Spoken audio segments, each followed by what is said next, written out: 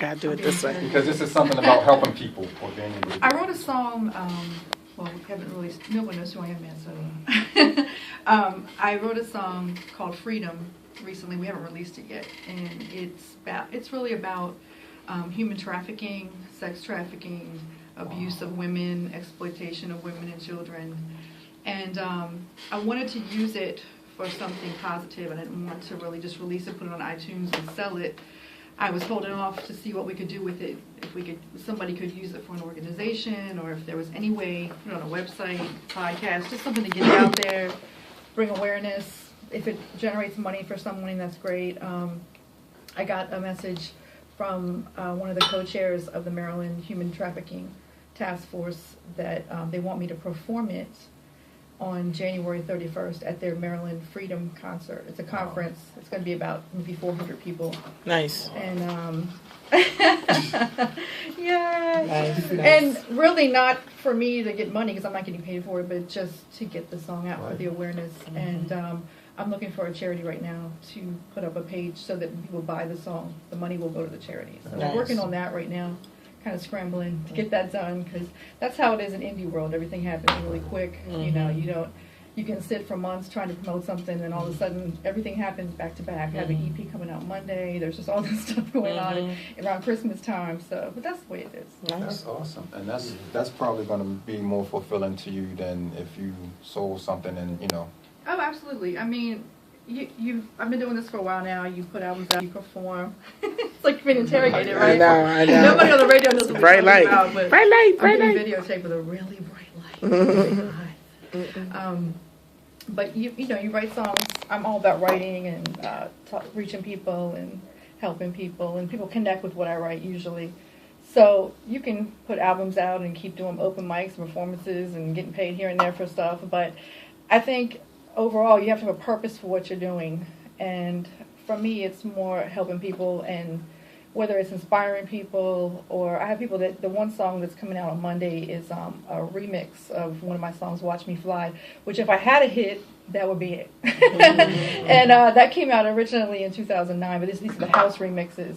But that song has gotten more response than any other song. I get a lot of emails about it that people, they play it every day. They're inspired by it.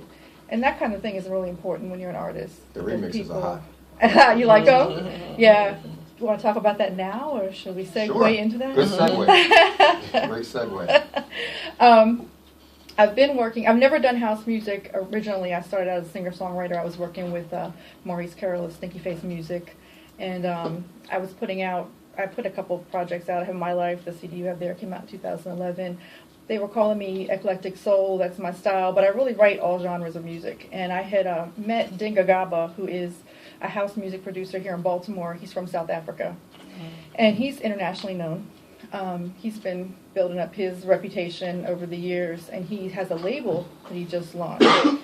So I started working with him in, 2012, maybe 13. We recorded Feeling Fine, and we released it for the Winter Music Conference in Miami. It's every year in Miami, where all the DJs come out and have parties and premiere songs. But that was with the Quantize label, which is here in Baltimore as well. And it did really well. I think it went up to the top 10 on TrackSource.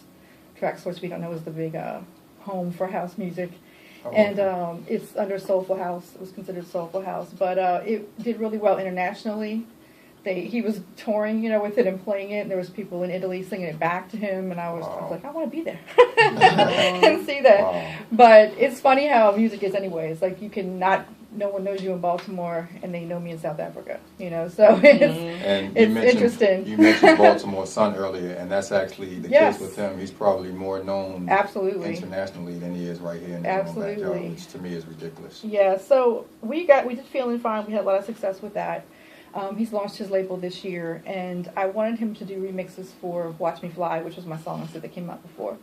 And he did a remix. I have a couple groups in South Africa, Audio Arc and Deep Sentiments. They're I don't want to say they're new on the scene, but they're young guys, and hope they don't want me saying that. They're listening.